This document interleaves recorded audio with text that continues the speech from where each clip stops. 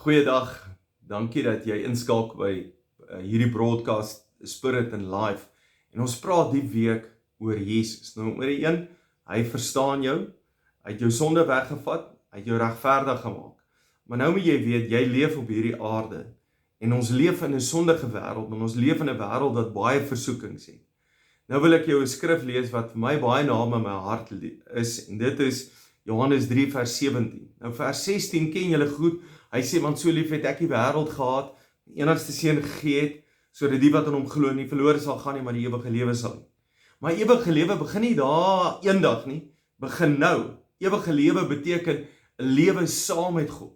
'n Ewige hel beteken 'n lewe weg van God af, niks met God te doen het nie. So dis heeltemal waar, mense beleef hel op aarde, want hy beleef nie God is met hom nie, hy leef nie saam met die Here nie. Maar jy beleef ewige lewe, jy beleef God se teenwoordigheid hier op aarde, omdat jy saam met hom leef. Maar nou sê vers 17 belangrik, God het nie sy seun na die wêreld toe gestuur om die wêreld te veroordeel nie, maar sodat die wêreld deur hom gered kan word. Nou vra iemand op Facebook sê my, so, het jy nou verdrink dat God jou moet red? En wil ek sê, ja, jy is heeltemal reg. In hierdie wêreld, as ek nie keer nie, dan verdrink ek baie vinnig in sonde en versoekings, wat gevolge in my lewe het. Al het God genade my, het gevolge in my lewe. Maar nou moet jy vanmôre verstaan, hy is nie daar om jou te veroordeel nie. Die message sê so mooi, hy kom nie om jou foute uit te wys nie. Jy weet, fingerpoint. Ja, jy doen dit verkeerd, en jy doen hierdie ding verkeerd, en jy doen daai ding verkeerd. En dink 'n oomblik daaraan, jy die heeltyd hier in jou kop, ja, alles wat ek verkeerd doen. Maar as jy vanmôre net besef, hy het nie gekom om jou foute uit te wys nie, hy het gekom om jou te help.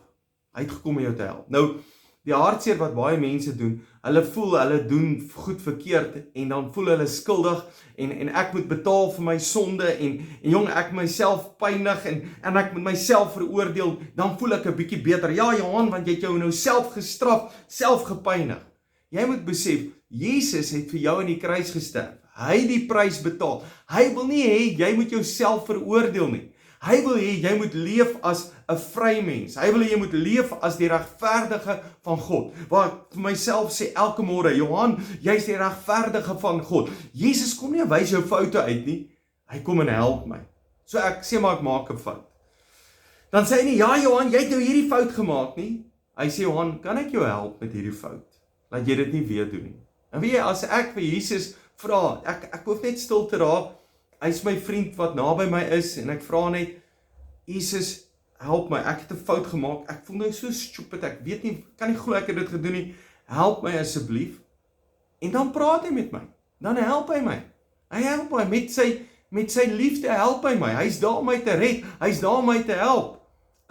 Die ander dag, sit ek in Spur, en daar is 'n klomp mense wat raas, en ek verloor dit eintlik. Ek maak 'n fout. Ek hanteer dit heeltemal verkeerd. Agterna voel ek so sleg en ek veroordeel myself en ek praat met die Here. En dan sê die Here vir my, Johan, as jy net 'n bietjie vriendeliker was, Johan, as jy dit net anders te hanteer het, as jy nie so vinnig reageer het nie, net 'n oomblik gedink het. Dan besef ek, weet jy, die Here gee my eintlik goeie raad. Hy help my laat ek nie sonde doen nie. Hy help my laat ek nie foute maak nie. Hy help my laat dit met my goed gaan. So as jy vanmôre net besef, maar hy verstaan jou sonde weggevat, regverdig gemaak, en hy wil jou help. So vanmôre kan jy bid, Here, help my, hoe leef ek met my vrou? Here, help my, hoe leef ek met my kinders? Here, help my, hoe leef ek daar by die werk? Here, help my, hoe vat ek met hierdie situasie? Hoe hanteer ek dit? Here, hierdie gevoelens wat binne in my is, hoe hanteer ek dit? Hierdie dinge wat my gebeur, hoe hanteer ek dit? As ek die heeltyd met Jesus praat, want hy wil my help, hy kom en hy help my, hy wil my help, en weet jy, Jesus sê, ek gaan na die Vader toe, en ek stuur vir julle helper, dan hoor hy die Heilige Gees, wat hy in my praat, hy kom nie en veroordeel nie, hy kom en hy help my. So verstaan, dat God jou nie veroordeel, nie veroordeel voel nie, stop in jou veroordeel, sê eerder, Here, ek erken ek het 'n fout gemaak, maar help my, dat ek dit nie weer maak nie, en hy wil jou help, hy gaan jou baie vinnig help, om dit nie te doen nie. Weet dat God jou lief het, en dat Jesus gekom het om jou te red. Nie om te veroordeel, nie, maar te red. Kan ek net hierdie ook sê? Red beteken, as jy nou swem en jy is besig om te verdrink, Dit help nie ek staan langs die kant en sê, ja, jy moes nooit in die water klim nie, ja, jy moes nou 'n bietjie geleer het nie, om te swem en, wat maak ek jou gesê, jy moet pas op vir die water. Nee, jy besig om te verdrink, moet ek jou uittel, onder die arm, en ek gryp en ek haal jou uit. Dis wat Jesus doen. Hy kom nie veroordeel nie, hy kom en red jou. Al wat jy moet vra is, Here red, Here help, en dan help hy, want God is goed, sy goedheid is oor jou. Dankie dat jy luister, jy is 'n great blessing.